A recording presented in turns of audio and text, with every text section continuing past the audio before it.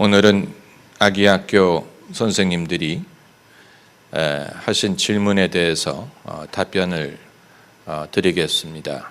이것은 짜고 치는 고스톱이 아니고 정말로 성도님들이 평소에 묻고자 하는 질문이기를 바라고, 또 그것이 평소에 미리 준비한 설교로 전달할 수 없는 이 성도들이 갖고 계신 질문에 대해 실시간으로 답하는, 하나님이 주시는 답변을 전하는 시간이 되기를 바랍니다.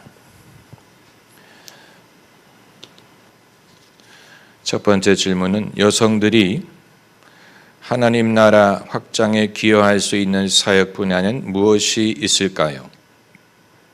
우리 교회가 추구하는 여성 사역의 방향을 알고 싶습니다. 아주 중요한 좋은 질문입니다. 하나님의 나라는 무슨 남성이 기여하고 여성이 기여하고 이런 식으로 나누어 생각할 필요가 없고, 믿음의 종이라면 누구든지 기여할 수 있습니다. 이것은 이미 성경에 약속하신 것입니다. 사도행전 2장에 베드로가 요엘서의 말씀을 인용하면서, 말세 내가 내 영을 남종과 여종들에게 부어주리니 저희가 예언할 것이요 라고 했습니다. 예언한다는 말을 하나님의 말씀을 대언하는 것이다 라고 해석한다면, 신약 시대에 얼마든지 여성들도 성령을 받아서 하나님의 말씀을 대언할 수 있다는 뜻이 되는 것입니다.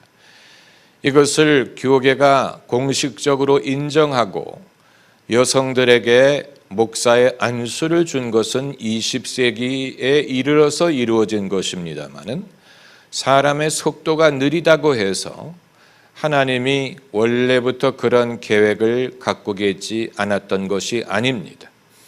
그리고 여성의 목사 안수가 공식화되기 이전에도 하나님은 여성들을 많이 쓰셨습니다. 그 직분의 이름이 달랐을 뿐입니다.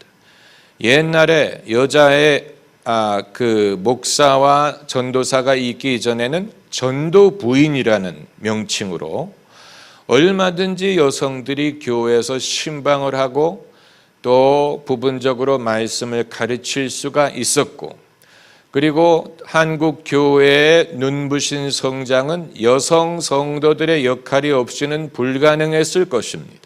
왜냐하면 기도한 사람들도 여성들이고, 봉사한 사람들도 여성들이고, 믿지 않는 집에 시집을 가서 그 집을 복음화한 것도 여성들입니다. 그렇기 때문에 이 공식적인 직분을 언제부터 인정했느냐를 말하지 않고서도 이미 교회사에 얼마든지 여성들이 하나님 나라에 엄청나게 기여를 했고 앞으로도 할 것입니다.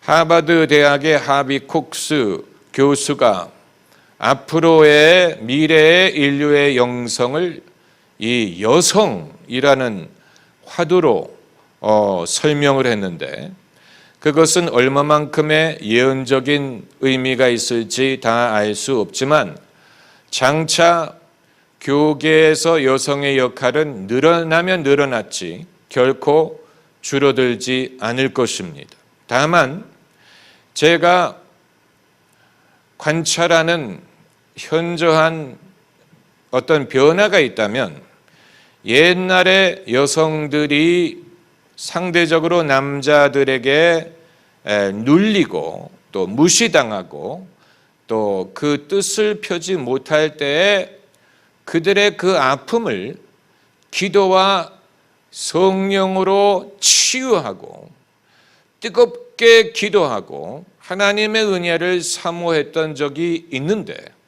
상황이 점점 나아지면서 살기가 편해지고 여성의 권리가 더 인정이 되고 더 공평한 대접을 받게 되면서 이전에 여자 성도들이 가졌던 그 뜨거움 기도와 주님의 은혜를 뜨겁게 사모했던 것이 식어가지 않았을까, 그래서 여성이 남자를 닮아가는 것이 아닐까. 영적으로 여성에게는 그런 뜨거운 간절한 부분이 있었는데 마치 한나가 울면서 기도한 것을 하나님이 들으셨다고 하지 않았습니까? 성경에 울면서 기도해서 하나님이 들으셨다는 사람이 남자가 있고 히스기야 왕, 여자가 있지요, 한나. 그러니까 남자도 그렇게 기도하고 여자도 그렇게 기도할 수 있다는 얘기입니다. 그러나 살기가 좋아지면서 환경이 좋아지면서 여자가 남자와 동등해지는 과정에서 영성도 동등해져 가고 있지 않을까, 이런 생각을 해봅니다. 그래서 남자들이 신앙이 싱겁고 이성적이고 좀 이지적인 것처럼 여자의 영성도 그런 식으로 닮아가고 있지 않을까. 그렇다면 과거에 대한민국의 여성 신앙인들이 갖고 있었던 그 아픔을 치유하는 그 뜨거운 신앙, 그 은혜를 뜨겁게 사모하는 그 마음이 점점 식어가고 있는 것이 아닐까, 그런 우려를 할 수 있습니다.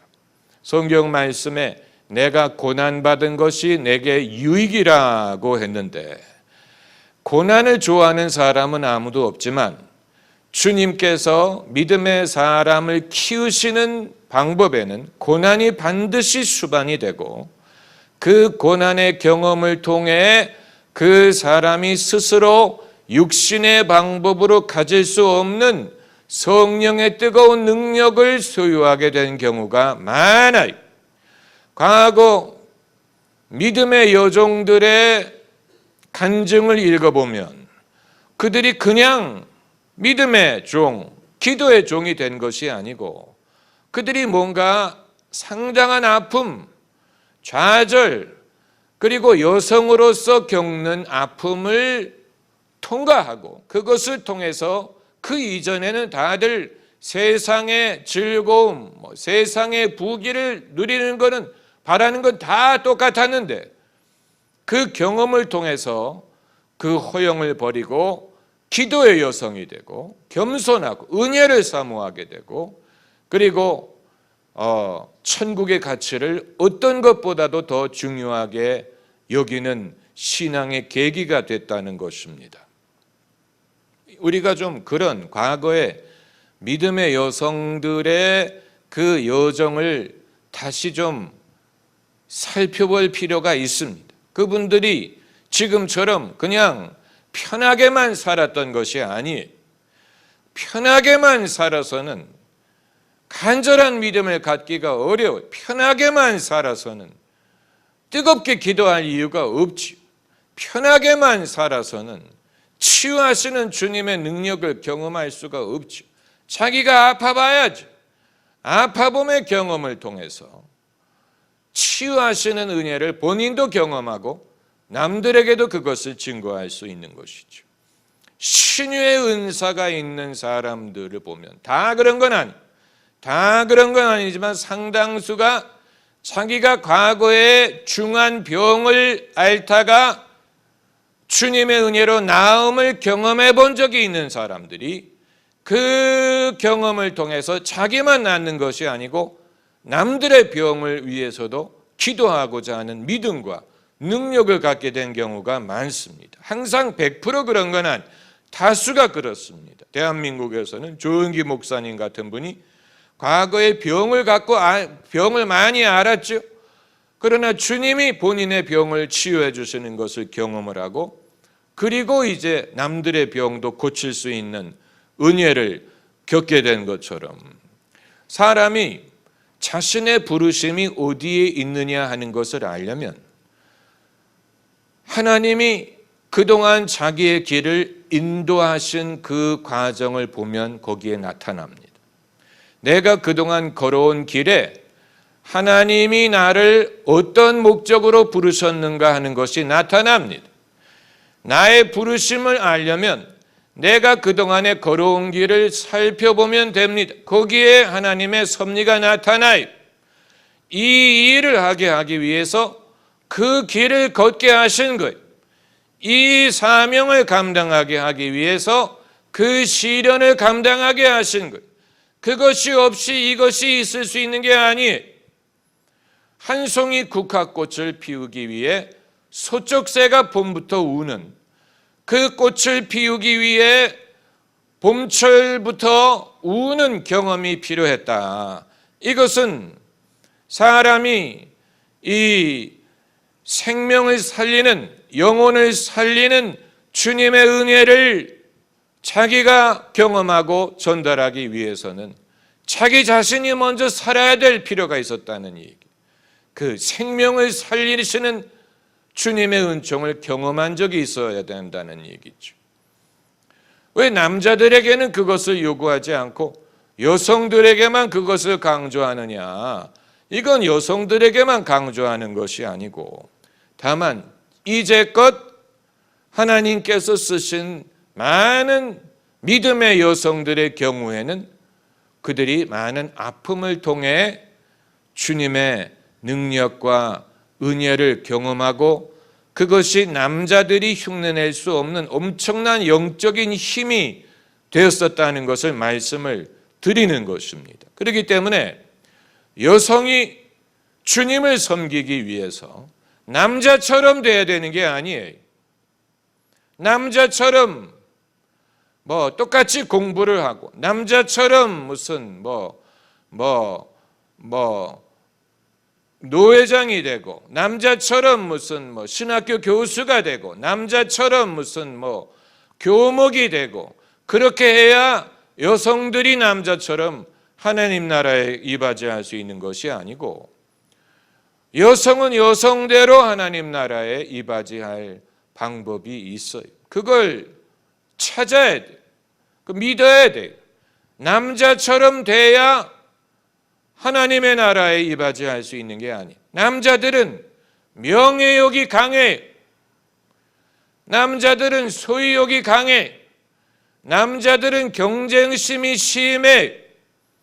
그렇기 때문에 주님의 영광을 위해 수고하는 것인지, 자신의 명예를 위해 수고하는지를 분간하기가 어려울 정도로, 남자들은 그것이 자기의 열매이기 때문에, 자기가 세상에 드러내야 될 자신을 대표하는 것이기 때문에 생명처럼 그것을 여기죠. 명예욕이 강하고, 경쟁심이 강하고, 라이벌 의식이 강하죠. 그러다 보니까 남성들이 정말로 주님을 섬길 기회를 놓치고, 그것을 간과하고 어떤 가시적인 열매를 얻을 수 있는 길로 가려는 그런 면이 있을 수도 있습니다. 자기를 드러낼 수 있는 길이 아니면 별로 환영하지 않고, 게다가 처자식을 먹여 살려야 되고, 가장으로서의 책임이 있고, 동시에 하나님의 부르심을 감당해야 되는 그런 면이 있지만, 여성의 경우는 좀 다를 수도 있습니다. 여성의 경우는 굳이 그게 어떤 자신을 증명하기 위한, 어떤 무엇을 증명하기 위한 그런 것이라기보다는 좀 더 순수한 영혼을 사랑한다든가, 주님을 사랑하기 때문에, 주님을 사랑하고 영혼을 사랑하기 때문에 자기가 어떤 명예라든가 지위라든가 또 어떤 공식적인 직함과는 상관이 없이 순수한 마음으로 섬기는 것이 훨씬 더 쉬울 수 있어요. 남자들은 그렇게 해도 알아주는 사람이 없다면 좀 더 알아주는 쪽으로 가고자 하는 마음이 있을 텐데, 여성은 좀 더 순수하게, 그래서 우리 성도들 중에 누군지 말씀드릴 수는 없지만, 남편이 주님을 섬기기 위해서 공부를 하시고 부인은 공부를 하지 않았는데 하나님이 쓰시는 경우를 보면 남편보다는 아내를 더 많이 쓰시는 경우를 봅니다. 아이러니죠. 아이러니. 남편은 주님을 섬기겠다고 공부까지 하셨는데, 그러나 주님이 쓰실 때를 보면 아내를 쓰실 때가 더 많아요. 그건 주님을 섬기는 것은 공부하는 것과 상관이 없기 때문에 그렇습니다. 그건 이미 배운 것으로도 이미 배운 것도 충분히 많이 배웠어요. 그것보다는 사람의 영혼에 대한 관심, 사람의 영혼에 대한 애정, 사람의 영혼에 대해서 관심을 갖고 다가가고 영혼을 돌보고자 하는 마음, 그것이 더 중요한 것인데, 그게 아니고 누가 자기에게 설교할 공식적인 기회를 주기만을 바라는 경우에는 어떻게 그런 경우가 많이 있겠습니까? 누가 나에게 공식적으로 강단에 서게 할 수 있는 기회가 그렇게 자주 있는 건 아니지. 하지만 우리의 관심을 필요로 하는 영혼들은 세상에 많아요. 엄청나게 많아요. 어떤 강단의 공식으로 서서 사람들을 가르치는 그런 경우보다 주님이 우리를 만나게 하시는 사람들을 통해 그들을 섬기고 그들을 위로하고 그들에게 주님을 간증할 수 있다면 그것보다 더 귀중한 기회는 없지요. 그런 차이가 있어요. 남자와 여자가 다 그런 건 아니지만 이 주님은 우리를 이 당신의 지혜대로 창조하셨기 때문에 이 사람이 못하는 것을 저 사람이 하고, 남자가 못하는 것을 여자가 하고, 여자가 못하는 것을 남자가 하게 하신 부분이 있어요. 그렇기 때문에 남자와 여자가 같이 일을 해야 되는 것이지요. 같이.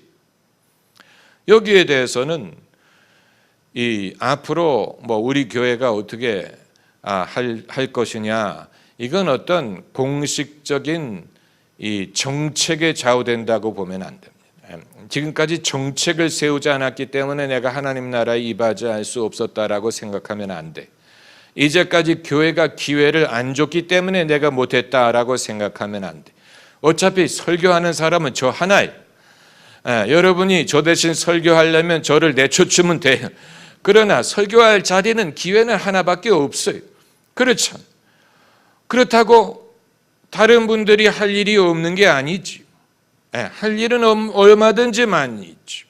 오히려 남자들이 잘 하지 못하는 것이 성도들에게 평소에 이렇게 영혼과 영혼의 차원에서 관심을 가지고 다가가고 사람을 어려워하지 않고 대화를 걸고 또 질문을 하고, 예수님이 많은 사람들에게 말을 거셨죠.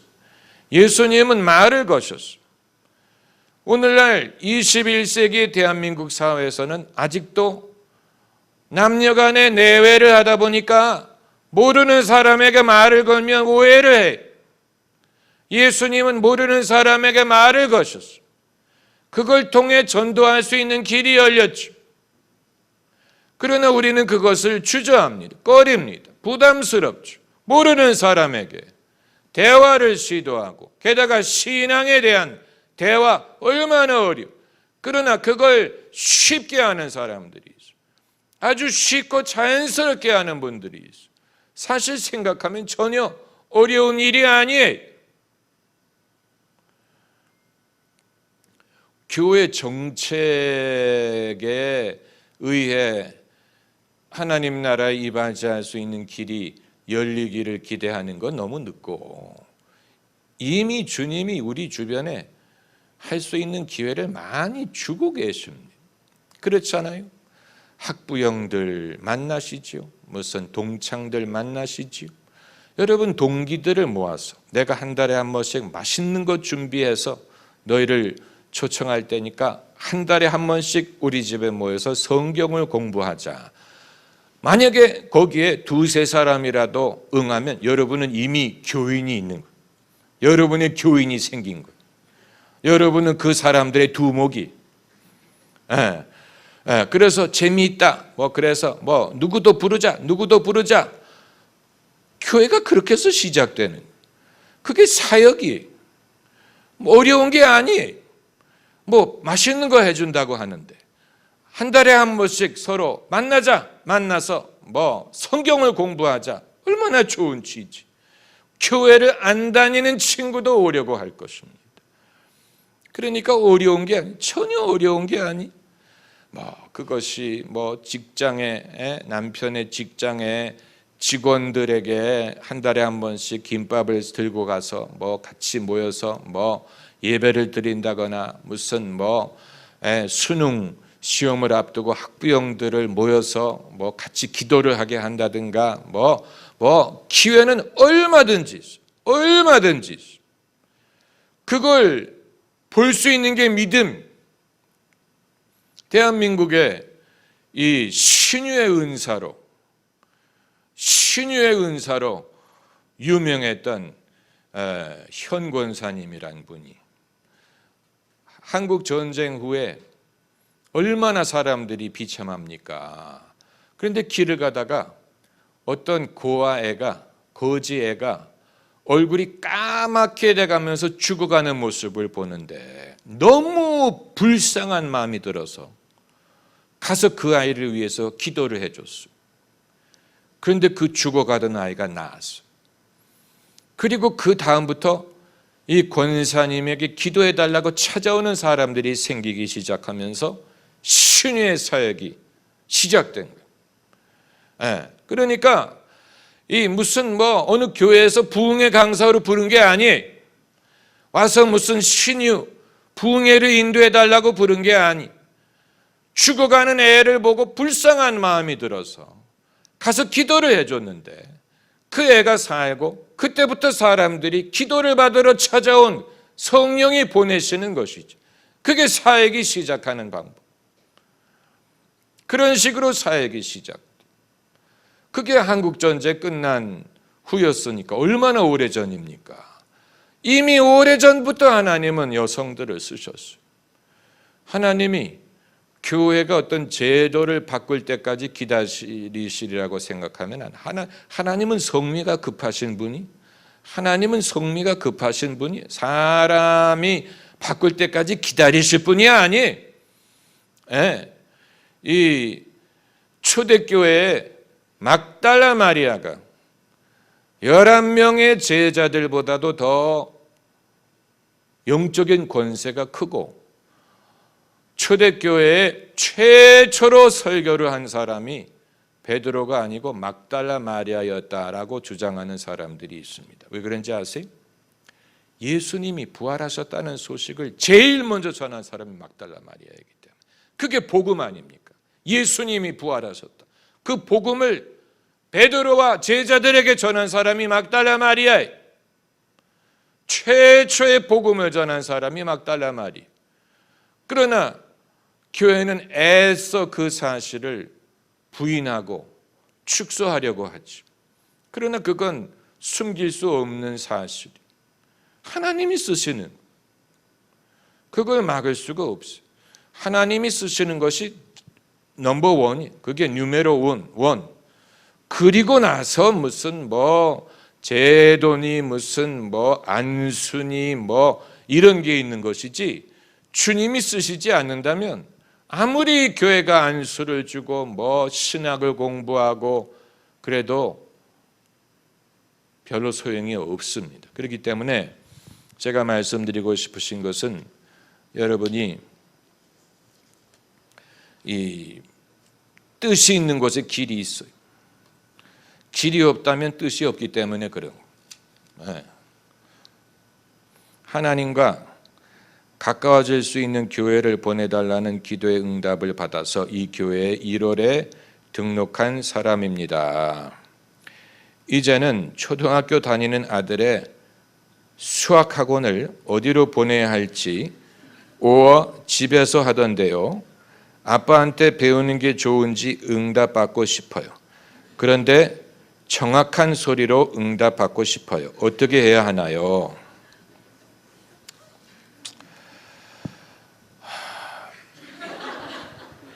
남편이 아내에게 운전을 가르치다가 보면 그 차가 이혼 소송하는 법원까지 간다고 합니다.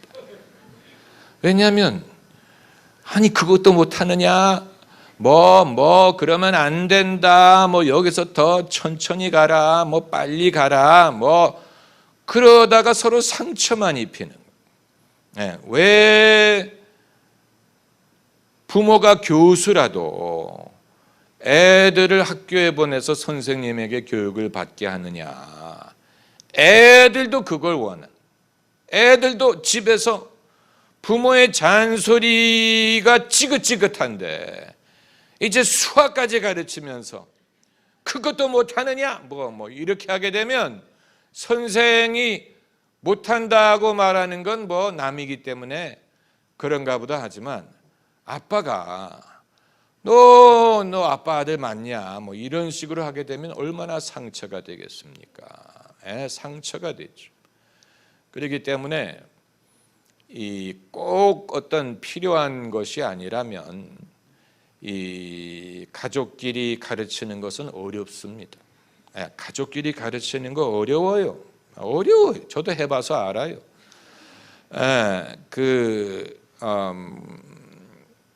그러니까 아빠께서 이제 수학을 잘하시는 것 같은데, 아빠가 잘하더라도 이거는 아웃소싱을 해야 돼. 다른 사람에게 배우고 아빠가 그걸 이제 거기에 이제 코칭을 해줄 수는 있지만 그 아빠는 나가서 더 돈을 벌고 학원비 나가는 것보다도 더 돈을 벌어야 돼. 그리고 그 자식도 좀 다른 사람도 좀 만나고 그래야 좀 세상도 배우고 그 사람도 배우고 그러지. 어떻게 늘 집에서만 엄마 아빠한테만 하게 되면 그건 지혜죠. 이건 하나님이 너는 대지 어느 학원에 보낼지어다 이런 식으로 하실 분이 아니. 하나님이 그렇게 하실 분이 아니. 하나님이 할 일이 없어요. 하나님이 누구에게 로비를 받아가지고 너는 어느 학원으로 보낼지어다 그러실 분이 아니지요. 다만 이제 그 하나님이 그 잘못된 곳 가서 상처를 입을 수 있다든가 무슨 환경이 좋지 않다든가 이런 곳을 막아주시고 정말 그 아이를 사랑하고 아이를 그 정말 그 도와줄 수 있는 선생을 만나게 해달라고 기도를 해야죠. 그러지 않고 선생이 거기서도 자꾸 학생들 막 차별하고 이렇게 하게 되면 거기도 상처가 많아요. 그러니까 수학을 잘하면 좋지만 꼭 잘해만 된다고 생각하면 안 돼. 잘하면 좋지요. 그러나 성경 어디에도 너는 애가 걷기 전에 셈을 가르칠지니 이런 구절 없잖아요. 그러니까 이게 절대적인 건 아니. 이게 절대적인 게 아니. 잘하면 좋지요. 절대적인 것으로 생각하세요. 그러나 교회와 신앙은 절대적이죠. 그 차이점이 있는. 수학은 잘하면 좋지만 못한다고 그게 세상 끝이 아니. 다른 거 잘하면 돼. 그러나 신앙이 없으면 다른 게 있으면 된다. 그건 아니잖아요. 그건 절대적이죠. 그러니까 하나님의 인도를 구하는 데 있어서 그건 네가 알아서 해라. 네가 지혜롭게 판단을 해라. 그렇잖아요. 그 아침에 일어나서 하나님 오늘 제가 어떤 옷을 입을까요? 아니 하나님의 패션 센스를 구하는 것도 한계가 있지. 자기 눈에 맞고 자기가 입고 싶은 것을 입으면 되지요. 그런 식으로 하나님이 그런 일에까지 이렇게 신경을 쓰신다면 우리는 도대체 그럼 뭐하러 존재하는 것입니까? 자유의지라는 것 어디 있습니까? 그렇잖아요. 우리의 결정권은 어디 있고 우리의 판단력은 어디 있다는 얘기입니까? 기쁜 소식 교회를 개척하시고 19년간 사역하시면서 가장 보람되고 기뻤던 기억이 있으시다면, 제가 여기에 대해서 이제 지난번에도 비슷한 질문을 해서 뭐 딱히 기억나는 게 없다고 대답을 했더니 사람들이 좀 삐졌어요. 당연히 그렇겠죠. 그런데 저의 철학은 이렇습니다. 저의 철학은 사역을 끝나고 집에 가면 거기에 대해서 막 생각하고, 오늘은 뭐 하나님 감사합니다. 이런 일이 있었어요. 아니면 오늘은 뭐 죽을 썼어요. 오늘은 뭐 어땠고. 그거를 생각을 하면 일단 정신 건강에 좋지 않고 밤에 잠자는데 장애가 되고 다음 날에 사역을 하는데 하나도 도움이 안 되기 때문에 저는 그날의 괴로움은 그날로 정리를 하고 굳이 그것을 마음속에 담고 기억을 하려고 하지 않습니다. 굳이 그걸 제 마음속에 이렇게 보관을 해서 무슨 그 앨범처럼, 사진 앨범처럼 왜냐하면 사진도 여러분 인터넷에 사진을 컴퓨터에 보관하게 되면서 얼마나 많은 사진을 보관하세요? 그런데 여쭙고 싶은 건 그거 다시 찾아가서 보세요. 고개를 끄덕거리는 분은 시간이 많은 분이. 저는 어디다 보관했는지도 잊어버렸어요. 그 많은. 그리고 그걸 보게 되지 않아요. 왜냐하면 그건 어디까지나 그때의 형상을 화학적으로 담은 것이지 그때 그 사실이 아니에요. 그 일은 이미 지나갔어요. 그걸 어떤 방법으로도 우리 마음에 보존할 수 없어요. 그때 그 상황을 보존할 수 없어요. 과거는 과거예요. 그렇기 때문에 사역에 있어서는 그날의 짐을 진 다음에는 다음 날을 위해서 저는 그것을 마음속에서 정리하고 굳이 기억을 할 필요가 없고 기억을 한들 어제 주님이 큰 은혜를 주셨다. 그런데 그 다음 날 그게 되풀이 되리라는 보장이 없어요.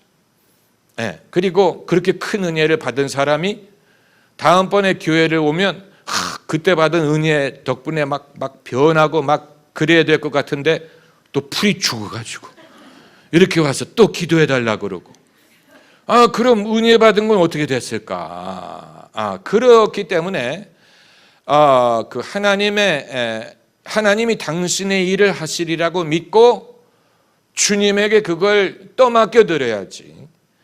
마치 저의 짐인 것처럼 지고 가서는 저도 지치고 또 어차피 그것은 주님의 몫이고 주님의 양이고 주님의 일이고 주님이 이루실 일이기 때문에 저는 이 시대에 이 시간에 이 세대에 하나님이 쓰시는 것뿐이고 시작하신 분도 주님이시고 이루실 분도 주님이시고 영광을 받으실 분도 주님.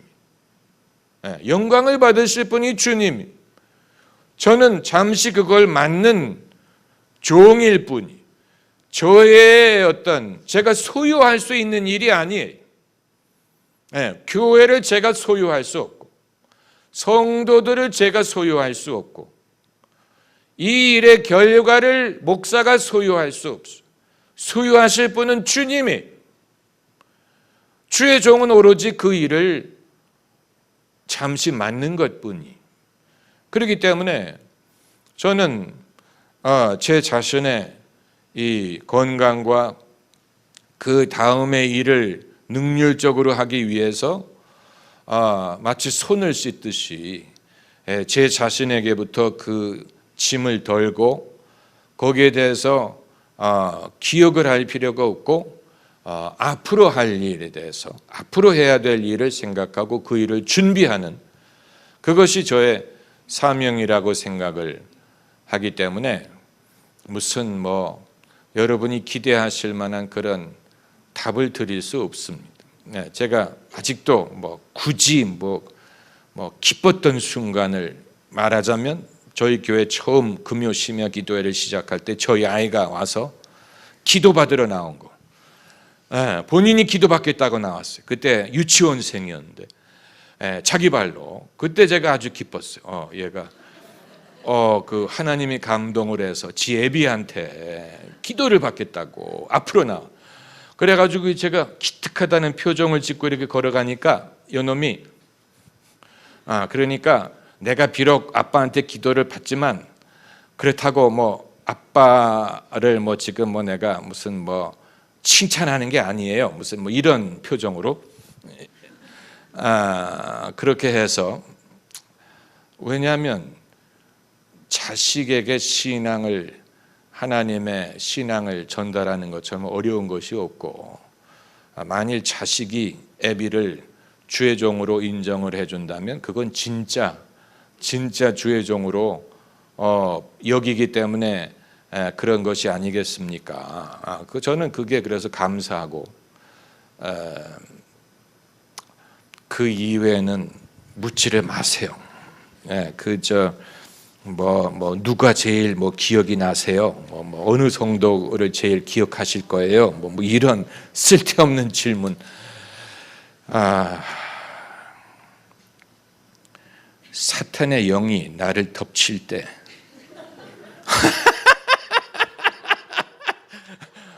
사탄의 영이 나를 덮칠 때 어떻게 이겨낼까요?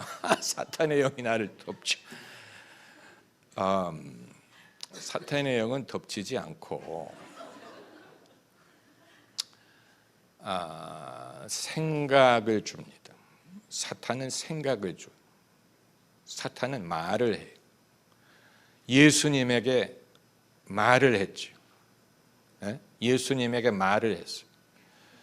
뱀이 하와에게 말을 걸었죠. 하와를 덮친 게 아니에요. 하와에게 말을 했어요. 말을 했어요. 사탄의 말은 영리한 말이기 때문에 우리의 무엇을 걸고 넘어집니다. 우리의 약한 부분을 걸고 넘어집니다. 그리고 사탄이 하는 말에는 진리가 99% 담겨져 있고 1% 거짓이 들어있어요. 그런데 그 진리 때문에 사실처럼 들릴 때가 있어요. 그러나 거기에는 그 1% 미혹이 그게 어마어마해서 내가 그것을 받아들이는 순간 그것이 나를 넘어뜨립니다.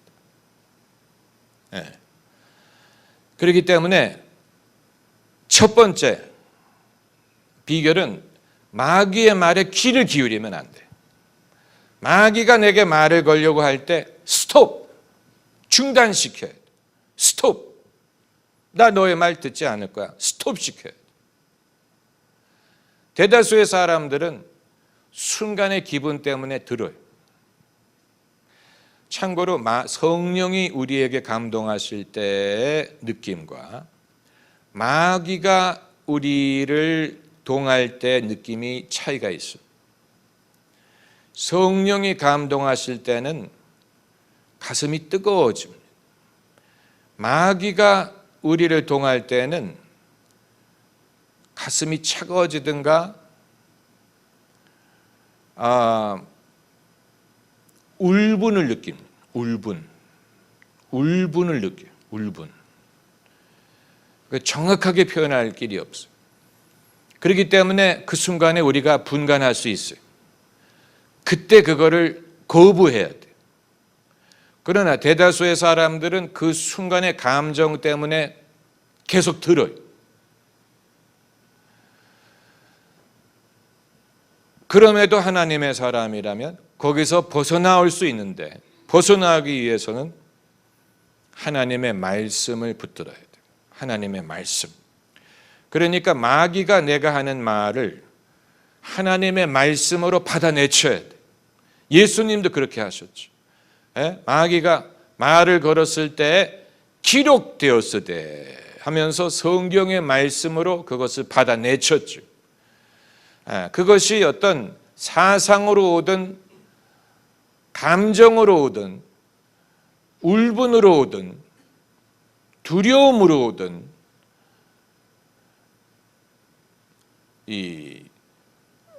의심으로 오든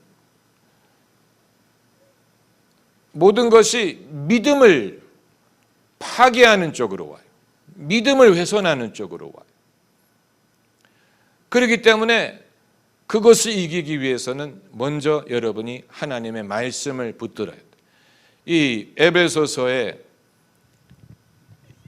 영적인 갑주를 입으라라고 했죠. 영적인 갑주.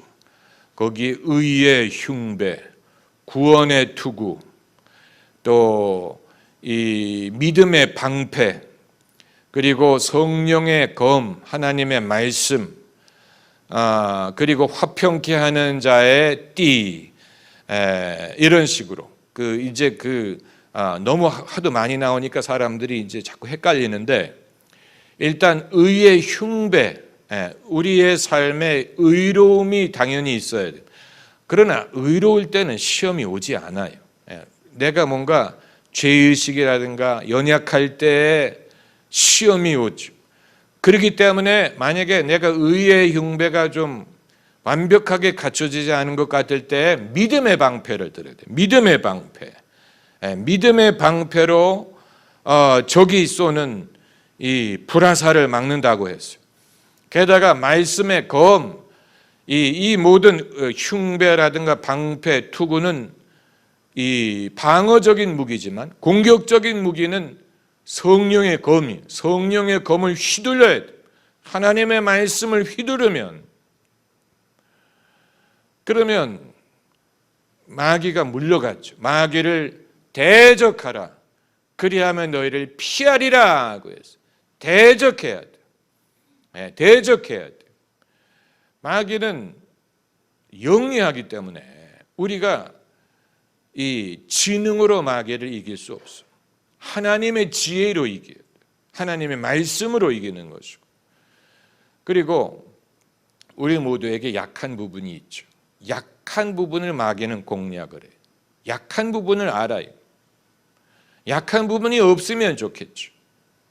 평소에 우리가 경건하고 바른 삶을 살아야 될 필요가 거기 있고, 그러나 의인에게도 시험이 올 때가 있기 때문에 그럴 때는 예수님처럼 이 하나님의 말씀으로 그것을 받아내치고, 또 이 악한 것은 모양이라도 버리라고 했기 때문에 여러분의 삶에 시험이 될 만한 일은 버려야 됩니다. 시험이 될 만한, 시험의 문을 열어줄 만한 그런 것. 이 일을 통해, 이 건을 통해 늘 시험이 온다고 한다면 그것을 버려야 돼요. 그래서 더 이상 그것이 우리의 삶에 이 열린 문이 되지 않도록, 예수님은 그 사도들도 마귀의 그 시험을 받았죠. 베드로에게 사단이 너를 밀가부르듯 하기 위하여 너를 청구하였으나 내가 너를 위하여 간구하였나니. 그러니까 베드로 같은 사도도 밀가부르듯 마귀가 시험을 하려고 할 때가 있었지만 주님이 베드로를 붙들어 주셔서 베드로가 넘어지지 않고 다시 믿음과 주님을 섬길 수 있는 자리로 돌아올 수 있었어요. 그러니까 사람은 넘어질지라도 주님이 그 사람을 일으키실 것을 믿어야 돼요. 내가 한 번 넘어졌다고 좌절하고 나는 안 될 건가 봐, 나는 이게 안 맞나 봐, 이런 식으로 생각하면 안 돼. 넘어졌을지라도 일어날 수 있음을 믿어요. 주님이 우리를 붙들어서 일으켜 주실 줄을 믿어야 됩니다.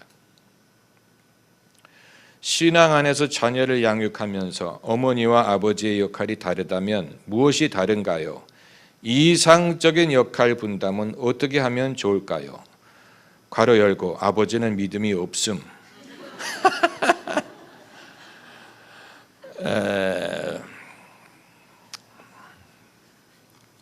글쎄요.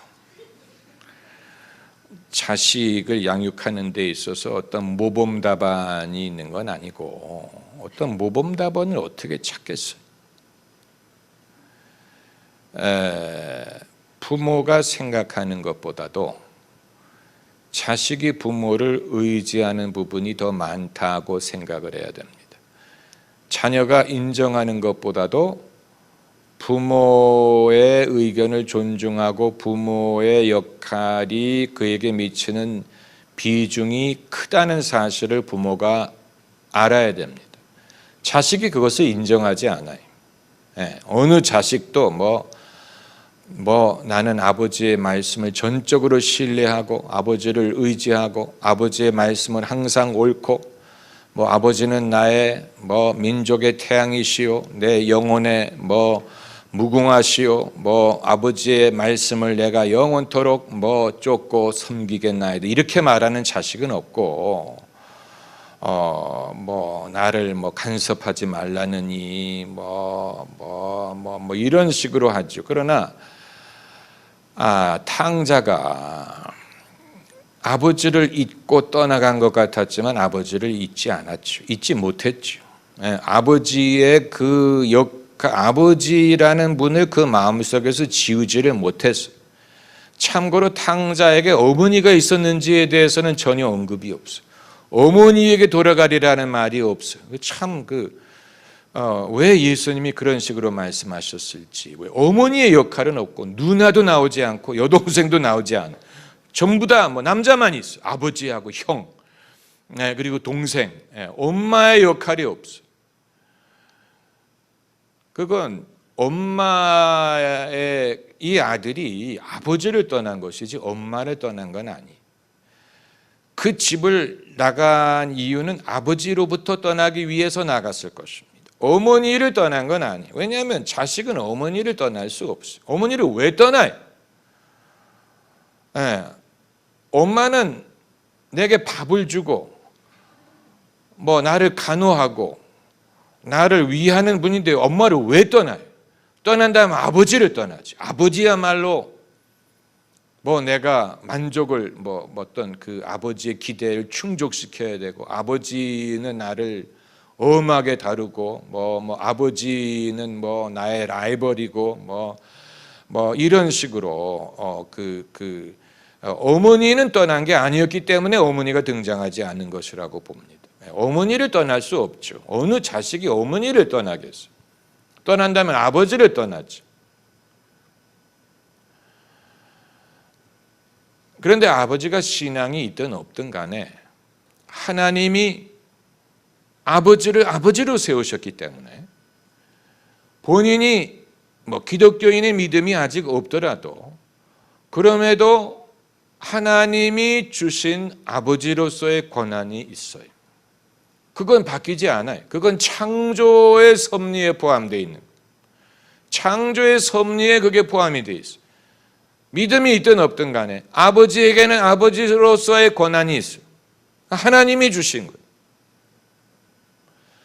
그렇기 때문에 아버지는 그 자식에게 원칙과 또 생존하기에 필요한 이 지혜를 가르쳐야 될 필요가 있습니다. 왜냐하면 아버지의 역할이 가족을 먹여 살리고 가족을 보호하는 것이기 때문에 이건 믿음의 유무와 상관이 없이 아버지의 역할은 어느 사회든 가족을 먹여 살리고 가족을 보호하는 거예요. 그게 아버지의 역할이 원시시대부터 그랬어요. 어머니의 역할은 생명을 잉태하고 생명을 출산하고 생명을 보존하는 것이죠. 약간의 차이가 있죠. 그렇기 때문에 어머니가 자식에게 줄 수 있는 것과 아버지가 줄 수 있는 것은 차이가 있어요. 어머니가 아버지 역할을 할 수 없어요.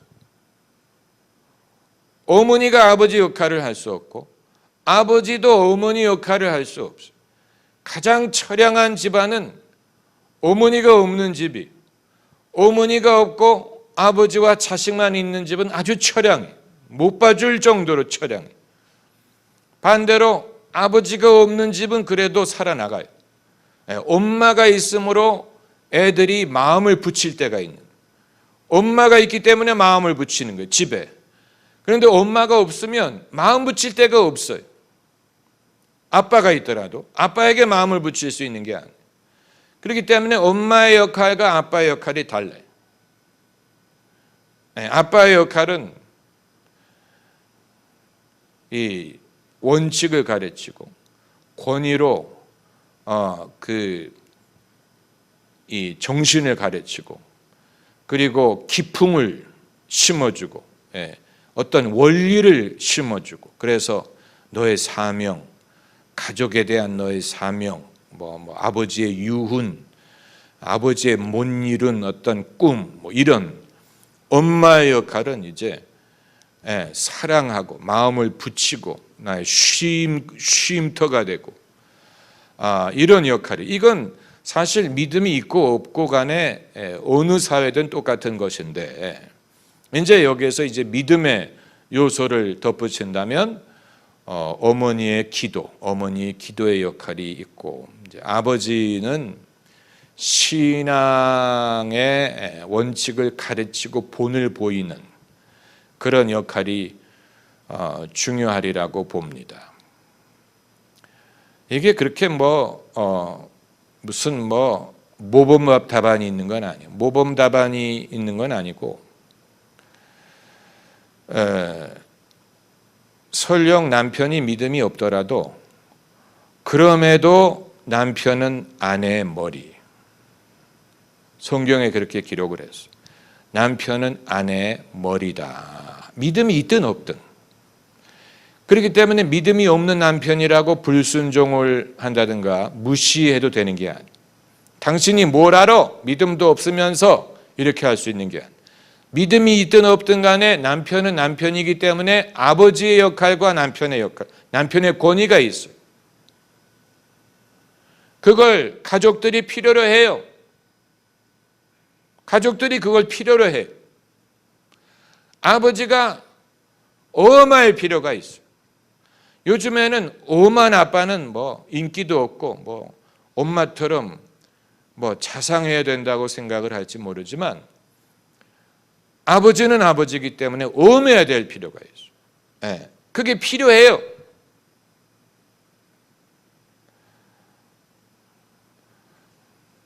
여러분의 목사가 여러분에게 엄한 것처럼 아버지의 역할 아닙니까? 건물의 중심이 있듯이 신앙생활의 중심 기둥이 되는 사고방식이 있으면 무엇인지요? 어떤 상황에서도 이것만은 기억하라는 핵심 가치가 있다면 무엇일까요? 그것은 첫째는 하나님이 존재하신다는 사실, 둘째는 하나님이 성경으로 당신의 뜻을 말씀하셨다는 사실, 셋째는 그 말씀을 우리가 무시하면 안 된다는 사실. 그건 아주 기본적인 것이죠. 하나님은 존재하신다. 하나님은 성경으로 당신의 뜻을 말씀하셨다. 그리고 그 말씀을 우리가 무시할 수 없다. 아주 기본적인 것입니다. 하나님을 믿을수록 점점 힘들어집니다. 하나님 능력을 의지하려고 하지만 또 저의 가진 은사를 사용해야 할 때 부족함을 느낄 때 갭을 극복할 방법을 찾기가 힘듭니다. 계속 힘들 건가요? 그거 하나님에게 여쭤봐야 됩니다. 결코 힘들지 않아요. 결코 힘들지 않아요. 여러분이 지금 힘들다고 생각하시는 이유는 연료 파이프에 뭔가 이물질이 끼었기 때문에 그래요. 그래서 자동차 엔진이 붕붕 소리만 나면서 잘 가지 않는 것 같아요. 연료 파이프에 이물질이 낀 거예요. 신앙이 통해야 되는 쪽에 뭔가 이물질이 낀 거예요. 그렇기 때문에 힘든 거예요. 그 이물질이 뭐냐? 그건 여러분이 기도하셔야 돼요. 기도하셔야 할 수 있어요. 신앙생활이 힘들 리가 없죠. 나는 내 짐은 가볍고 내 멍에는 쉬우니 너희가 쉼을 얻으리라. 쉽다고 말씀하셨는데 어려울 리가 없죠. 어렵다면 뭔가 문제가 있는 거예요. 하나님 쪽에 문제가 있는 게 아니에요. 내 쪽에 문제가 있는 거예요. 아마도 가장 큰 계명인 사랑을 실천하지 않기 때문에 문제가 있을 것입니다. 사랑이 가장 중요하기 때문에 기도의 응답을 받기 위해서도 미운 사람을 용서하고 사랑해야 돼. 또 우리의 예물이 하나님께 상달되기 위해서도 우리가 혐의가 있는 사람에게 가서 그 사람과 사화를 하고 그리고 와서 예물을 드려야 돼. 또 성령의 능력, 예언이든 무슨 기적이든 이런 것을 우리가 원한다고 해도 사랑이 없으면 아무것도 아니라 그랬어요. 그러니까 이 모든 일에 이 원활하게 하나님의 은혜든 성령이든 예물이든 기도의 응답이든 이것을 가로막는 것이 있다면 사랑을 실천하지 않는 것일 것입니다. 그게 가장 큰 문제. 가장 큰 문제. 우리가 간과할 수 있어요. 내가 누군가를 미워하나? 내가 누군가와 화해하지 못하고 있나? 마음속에 강박한 마음이 있나? 그게 가장 큰 이유고, 그게 이제 그 이물질이 돼가지고, 그게 이물질이 돼가지고 이 엔진이 그 휘발유가 아주 술술 들어가야 되는데 그거 가로막고 있으니까 엔진이 헛돌고 가다가 멈추고 그렇게 될 수 있는 것이죠. 그러니까 여러분의 삶을 되돌아보시면서 내가 누구와 아직까지 앙심을 품고 있다든가 미워한다든가 용서하지 못하고 있다든가 이런 것을 좀 살펴보셔야 될 겁니다.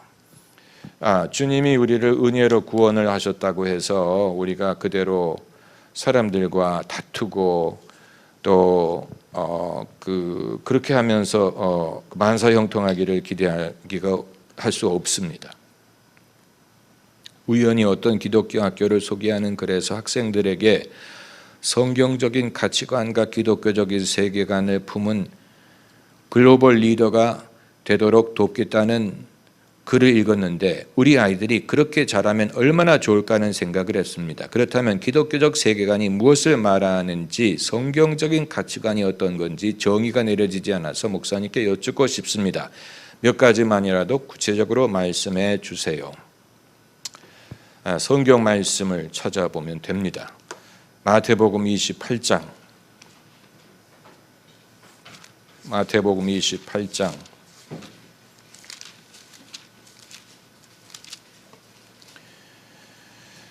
18절에서 19절 예수께서 나와 일러 가라사대 하늘과 땅의 모든 권세를 내게 주셨으니 그러므로 너희는 가서 모든 족속으로 제자를 삼아 아버지와 아들과 성령의 이름으로 세례를 주고 여기에 글로벌 리더의 가장 근본적인 정신이 있어요.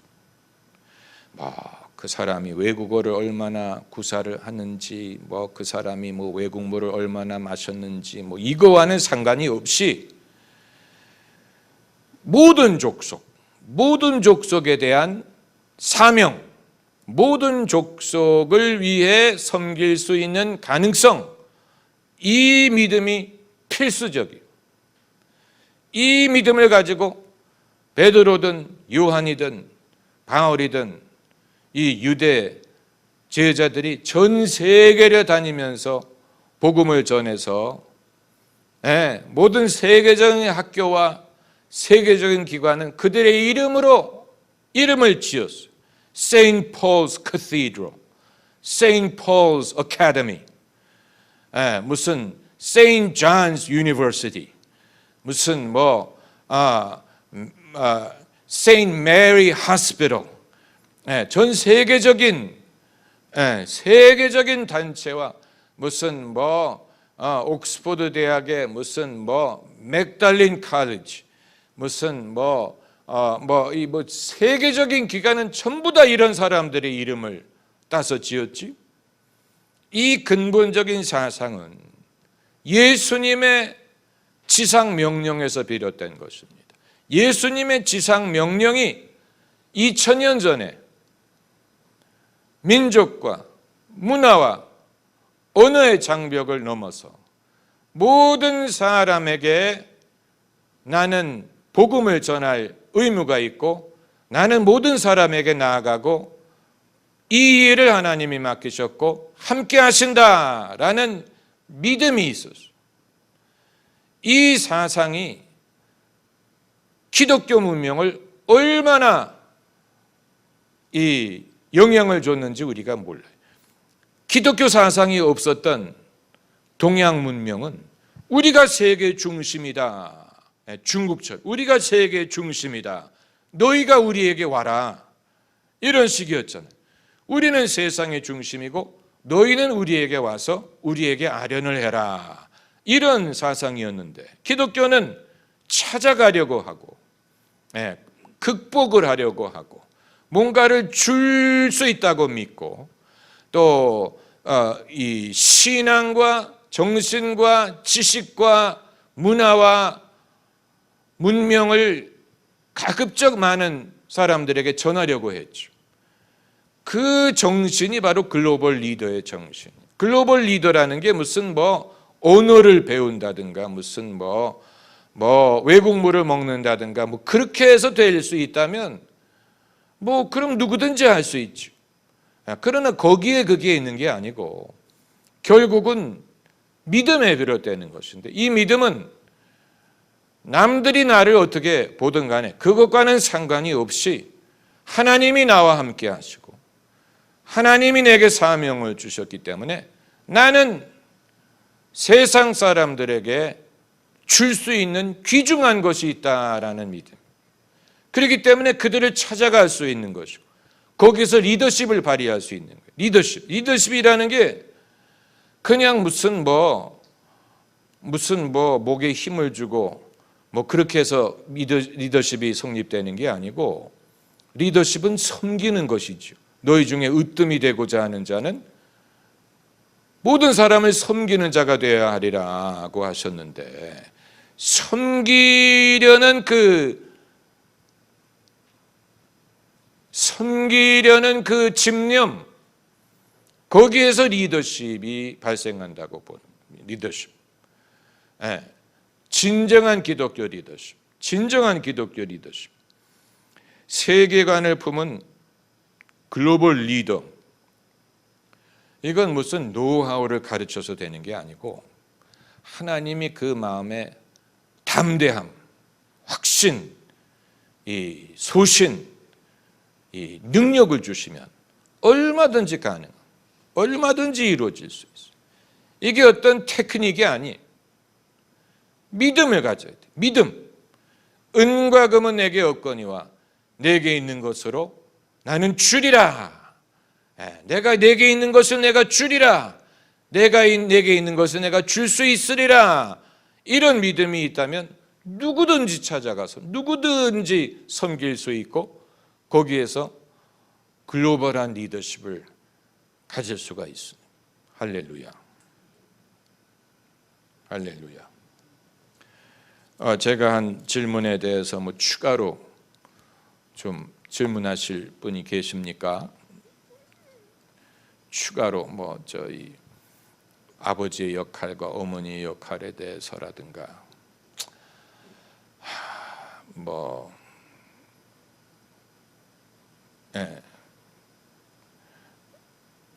이 믿음이 들어가기 이전에도 하나님이 주시는 은혜가 있음을 믿어야 돼요. 믿기 이전에도 하나님이 이미 주시는 은혜가 있어. 믿기 시작하면서 은혜를 주시는 게 아니에요.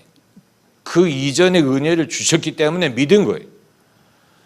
그렇기 때문에 가족이 아직 믿음이 없을지라도 하나님이 가족에게 주신 권세와 또 역할이 있어요. 그걸 볼 수 있어야 돼요. 현명한 믿음의 눈으로. 할렐루야.